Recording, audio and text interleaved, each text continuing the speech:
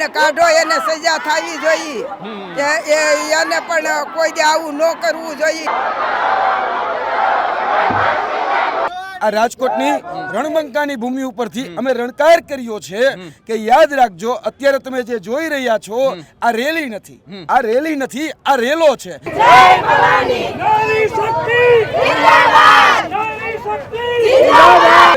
હાવજ બગડે ને તો જંગલ થતરે, હાવજ બગડે તો જંગલ થતરે, અને બાપુ બગડે ને તો 52 ગામ ફફડે. આંદોલન માટે અમારી દીકરીનું આવું કરે બાપ.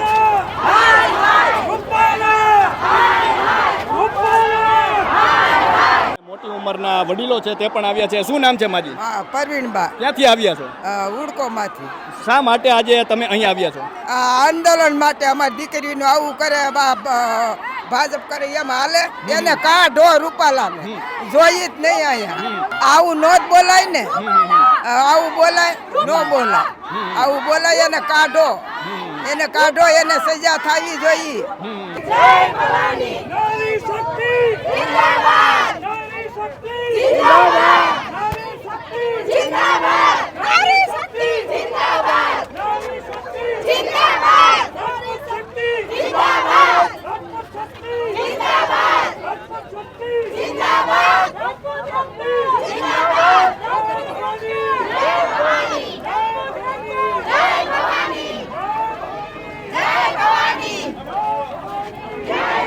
શું નામ છે તમારું? જાડેજા કુલદીપસિંહ જોરાવરસિંહ. ક્યાંથી આવો છો? હું કચ્છમાંથી મુન્દ્રાથી આવું છું. મુન્દ્રાથી આવો છો એટલે શેકથી આવો છો ને આજે અહીંયા ભેગા થયા છો. શું માંગ છે આજે?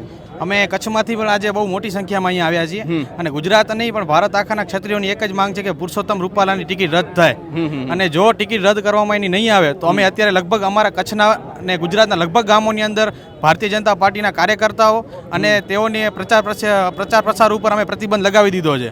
અને અમારા મુન્દ્રા શહેરની અંદર અમે દરેક સોસાયટીની અંદર પણ આ અત્યારે અમારા દરેક સમાજને સાથે રાખી અને આ અમે અત્યારે કાર્યક્રમ અમે આપી રહ્યા છીએ. અને આગામી સમયમાં આ ચૂંટણી લોકસભાની નહીં પરંતુ નગરપાલિકા, તાલુકા પંચાયત, જિલ્લા પંચાયત અને આવનારી વિધાનસભામાં પણ આ વાતને અમે યાદ રાખી અને ભાજપની વિરુદ્ધમાં મતદાન કરશું, એ ફાઇનલ છે.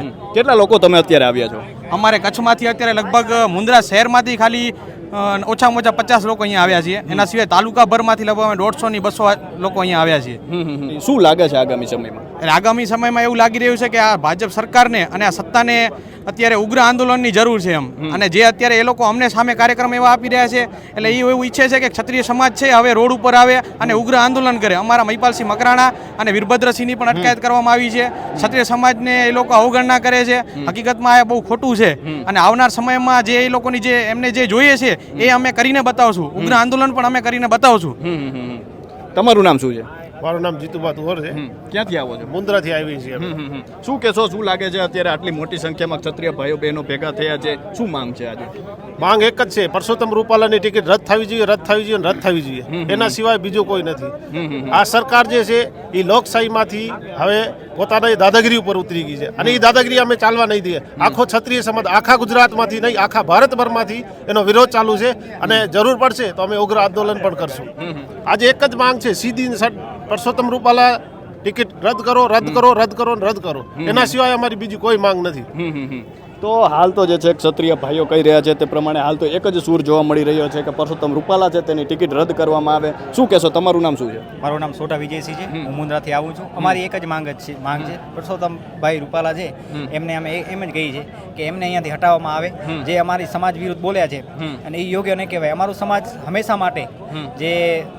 માટે લડતો આવ્યો છે, બરાબર. એ દાખલા છે, ઇતિહાસ છે અમારી પાસે, બરાબર. અને ખોટી રીતે અમારી સમાજને નીચું દેખાડવામાં આવે છે તો એના માટે આ અમારો સમાજ સહન નહીં કરે. અને માત્ર ને માત્ર અમારી એક માંગ છે તો એમની ટિકિટ રદ થવી જોઈએ. શું લાગે છે માફ કરશે? માફ કરવામાં નહીં આવે. અમારી જે માંગણી છે એનું અમે અંત લાવશું અને એ માંગણી છે એની 100% એમને સ્વીકારવી પડશે. જો કદાચ ભાજપ સરકાર નહીં સ્વીકારે તો પછી આગળ પણ ભાજપને અમે નડશું. એ 100%ની વાત છે. તમારું નામ શું છે? નામ જાડેજા કુલદીપસિંહ છે. ક્યાંથી આવો છો? મુન્દ્રાથી આવી છે અમે.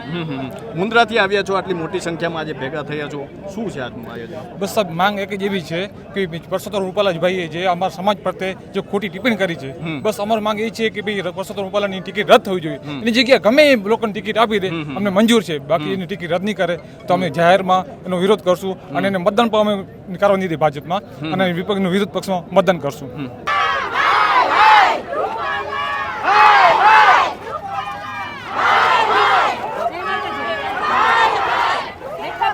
શું નામ છે તમારું? પૃથ્વીરાજસિંહ જાડેજા, ક્યાંથી આવો છો? લયારાથી. શું કહેશો કે હજી પણ જે છે સરકાર પણ ક્યાંક અડીખમ દેખાય છે અને શું માંગ છે અત્યારે? રૂપાલાની ટિકિટ રદ કરો એ જ ક્ષત્રિય સમાજની માંગ છે. તો સમય જાતા જ ખબર પડી જશે સરકારને કેવા કેવા દ્રશ્યો જોવા મળશે. એ અત્યારે અમારે કાંઈ કહેવાની જરૂર નથી, પણ જો અડીખમ આમનામ રહેશે તો પછી એનું પરિણામ ભોગવવા તૈયાર રહીએ.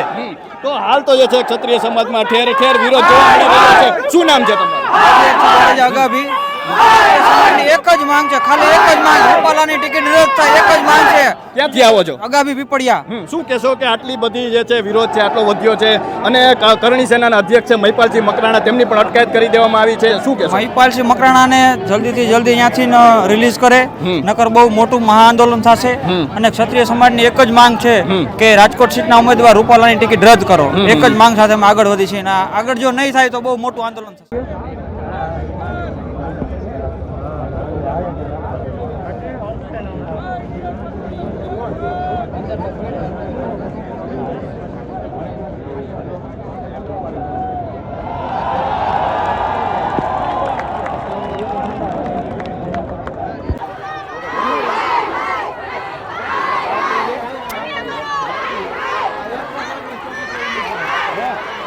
નૈના બા, શું કહેશો કે અત્યારે કઈ પ્રકારનો માહોલ બની રહ્યો છે? આપ જોઈ શકો છો લાખોની સંખ્યામાં મારા ક્ષત્રિય ભાઈઓ બહેનો આજે હાજર રહ્યા છે આવેદનમાં. તો આ પડઘો છે સરકારને કે હવે તમે બહુ થયું, જાગી જાઓ. ઘણા સમયથી તમને રજૂઆત કરી છે, હવે અમારી માંગણીનો સ્વીકાર કરી લ્યો તો સારું છે. નહીંતર આજે જેમ CR પાટીલ ભાઈને ભાગવું પડ્યું હતું એમ ધીમે ધીમે બધાના વાર આવશે. મહિપાલસિંહ મકરાણાની અટકાયત કરવામાં આવી છે, એને લઈને શું કહેશો? તમે કાયદો અને વ્યવસ્થાના નામે ખોટી અમને રંજાડ કરો છો. કાયદો વ્યવસ્થા ન ખોરવાય કે અને પોતાના ભાઈઓ અને બહેનોને મળવા આવતા હતા, ક્યાં એવી કોઈ ગતિવિધિ કરવા આવી રહ્યા હતા? પોતાના ભાઈઓ અને બહેનોને મળવું કોઈ અપરાધ છે? તમે કાયદો વ્યવસ્થાના નામે અમારી પર અત્યાચાર કરો છો, જે બંધ કરી દો તો સારું છે. કારણ કે પછી આના પરિણામો દુષ્પરિણામો આવે તો એના માટે ફક્ત અને ફક્ત સરકાર જ જવાબદાર હોય. કારણ કે દિવસે ને દિવસે તમારા અત્યાચારો વધતા જાય છે. કાયદો વ્યવસ્થાના નામે તમે તમારા શક્તિનું પ્રદર્શન કરી રહ્યા છો. પછી જો આની કોઈ પણ વિપરીત અસરો થાય તો એના માટે ફક્ત અને ફક્ત રાજ્ય સરકાર, મોજૂદા સરકાર જ જવાબદાર હશે. આજે અમે એ શબ્દનું ઉચ્ચારણ કરીએ ને તો મારા રૂવાડા ઊભા થઈ જાય કે આવડા જોહર કુંડમાં ભભૂકતી આગમાં પોતાની આહુતિ આપી દેવી એ કોઈ નાનો શબ્દ નથી. પણ આજે અમારી બહેનો એને કેટલી હદ સુધીનું દુઃખ થયું હશે કે જ્યારે એણે આ શબ્દનું ઉચ્ચારણ કર્યું ને એ બાજુ પ્રતિક્રિયા કરવાની કોશિશ કરી. તો રાજ્ય સરકારે સમજવું જોઈએ કે અમે કેટલો અત્યાચાર કરી રહ્યા છીએ. એક નાનકડી ટિકિટનો જ સવાલ છે, જેણે 1800 પાદર ઊભાને ઊભા આપી દીધા. એક સેકન્ડનો વિચાર ન કર્યો એક સરદારના કહેવાથી, અને તમે એક ટિકિટ રદ નથી કરી શકતા. તમને માતાઓ બહેનો પોતાની આહની દાહુતી આપી દે ત્યાં સુધી આ સરકાર એવી નિંભર સરકાર છે કે એને ફરક નથી પડતો. તો તમે શું ઈચ્છો છો કે રાજ્યમાં કોઈ પણ બહેન કોઈ પણ તમને કાંઈ કહે તો તમારે ગણકારવાનું તો નહીં. જોહર જેવા ભારી ભરખમ શબ્દો ઉપયોગ કરે છતાં પણ તમને ફેર નથી પડતો. એનો મતલબ એ થયું કે બહેનો પોતાની આહુતિ આપી દે છતાં પણ સરકારને કાંઈ ફરક નહીં પડે. તો જો આવી બેશરમ સરકાર હોય તો હું આ તમારા માધ્યમથી દરેકને કહેવા માંગીશ કે દરેક નારી માટે આ શરમજનક છે વાત કે જો આજ અમારી કદર ના થતી હોય કે જેણે 1800 પાદર ઊભાનું ઊભા આપી દીધા, 500 ને રજવાડા આપી દીધા, તો તમારી બહેન દીકરીઓની સલામતી ક્યાંય નથી.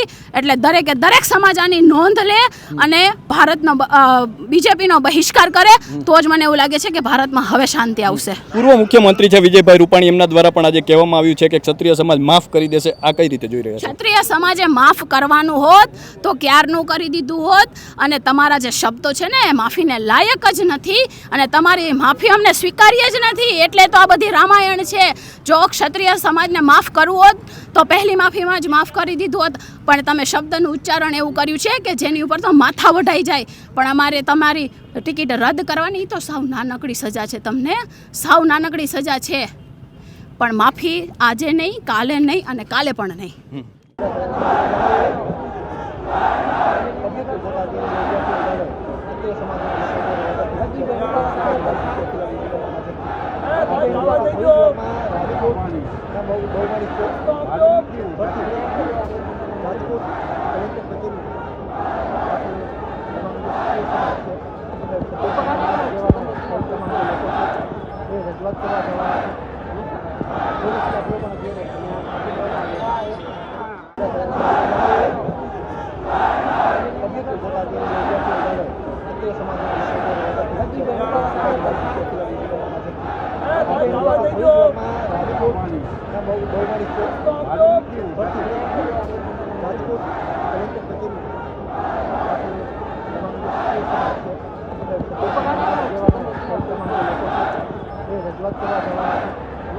શું લાગે છે આ વિરોધ કઈ દિશા તરફ જઈ રહ્યો છે?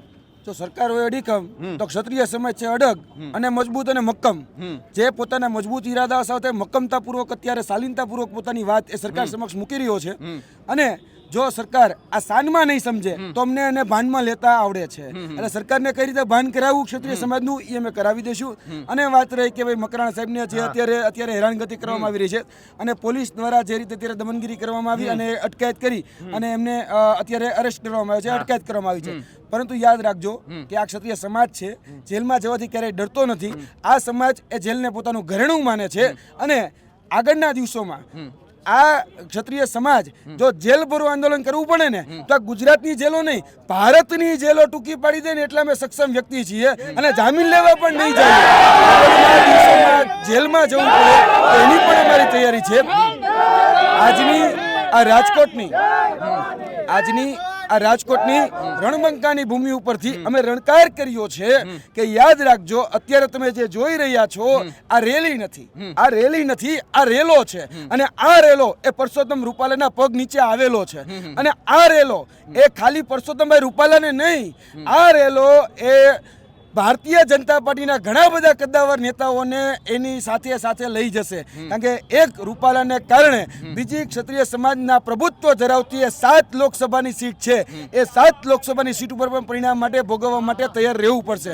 અત્યારે જે રીતે ક્ષત્રિય સમાજને હેરાન પરેશાન એની અસ્મિતા ઉપર જે અપમાન કરવામાં આવ્યું છે એના વિરોધમાં અમે વ્યક્તિગત રીતે પરસોત્તમભાઈ રૂપાલાના વિરોધ કરી રહ્યા હતા. આવનાર દિવસોમાં અમે ભારતીય જનતા પાર્ટીનો પણ જો વિરોધ કરવો પડે અને ઠેર ઠેર જો મારા બેનરો હોય અથવા તો એના જે પણ જાહેર કાર્યક્રમો થશે એ તમામનો અમે બહિષ્કાર કરીશું. યુવરાજસિંહ, તમે આવા આંદોલન જોયા છે અને હાલ આપણે જોઈએ તો અહીં ન માત્ર સૌરાષ્ટ્ર પરંતુ ગુજરાતભરમાંથી આજે ક્ષત્રિયો ભેગા થયા છે. તો હવે આગામી સમયમાં શું આયોજન રહેશે? આગામી સમયમાં એક કહેવત છે કે ભાઈ હાવજ બગડે ને તો જંગલ થતરે, હાવજ બગડે તો જંગલ થતરે, અને બાપુ બગડે ને તો 52 ગામ ફફડે. આ એના જેવી પરિસ્થિતિ છે. અત્યાર સુધી હજી બગડ્યા નથી. આજનાથી હજી જામ ખંભાળિયાથી ને એમ જગ્યાથી શરૂઆત થઈ છે, હજી નાની મોટી. હજી ટ્રેલર ચાલે છે, હજી 4-5 દિવસ આવું ટ્રેલર ચાલશે.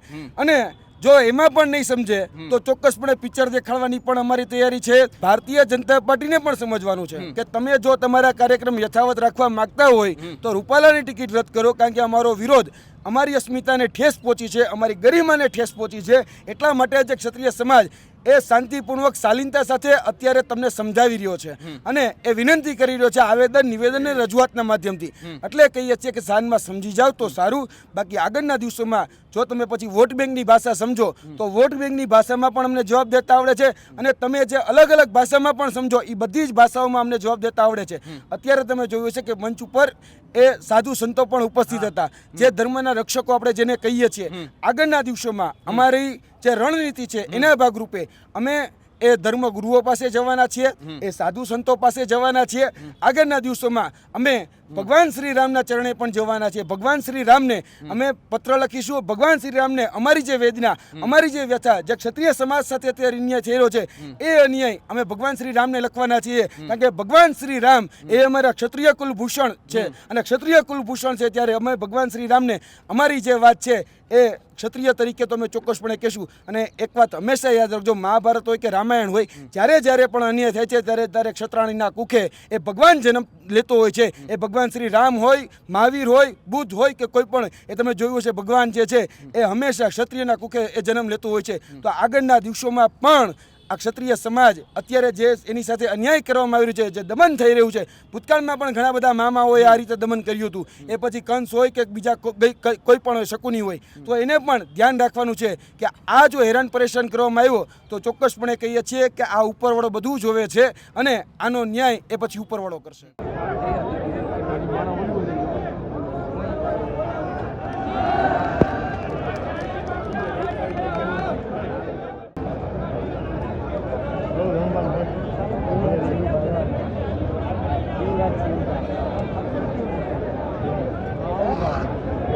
Terima kasih.